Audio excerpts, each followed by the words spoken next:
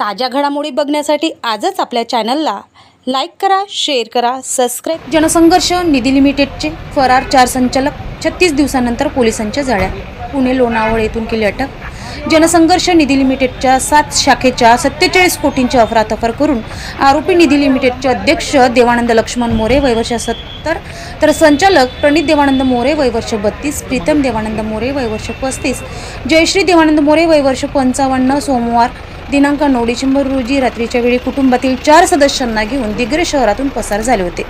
त्यापाठोपाठ निधी लिमिटेडचे उपाध्यक्ष साहिल अनिल जयस्वाल वय वर्ष 35, अनिल रामनारायण जयस्वाल वय वर्ष 60, पुष्पा अनिल जयस्वाल वय वर्ष 55 फरार झाले होते।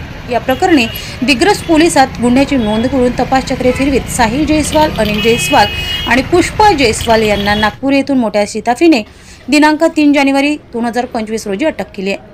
त्या दरम्यान साहिल जयस्वाल यांना 13 दिवसाची पोलीस कोठडी, तर अनिल जयस्वाल, पुष्पा जयस्वाल यांना न्यायालयाने 13 दिवसाची न्यायालयीन कोठडी सुनावली आहे। या दरम्यान पोलिसांचा तपास सुरू होता। उर्वरित मोरे कुटुंबातील 4 फरार आरोपींचा शोध होत आहे। यासाठी पोलिसांनी कसोटीच्या प्रयत्नानंतर दिनांक 14 जानेवारी तब्बल 36 दिवसांनी पुणे लोणावळा येथून अटक करून दिग्रस पोलीस स्टेशनला आणण्यात आले। यावेळी ठेवीदार व नागरिकांनी पोलीस स्टेशन समोर मोठी गर्दी केली होती। या प्रसंगी पोलिसांनी सुरक्षेच्या दृष्टीने पोलीस निरीक्षक सेवानंद वानखळे यांनी दिग्रस पोलीस स्टेशन समोरील गेटला बॅरिगेट लावण्यात आले। फरार आरोपी संचालक प्रणित मोरे व 3 सदस्य अटकेत आल्याने निधी लिमिटेडचे 7ही आरोपी पोलिसांच्या ताब्यात आल्याने ठेवीदारांना दिलासा मिळाला असून त्यांच्या जमपुंजीचे काय होणार याकडे सर्वांचे लक्ष लागले।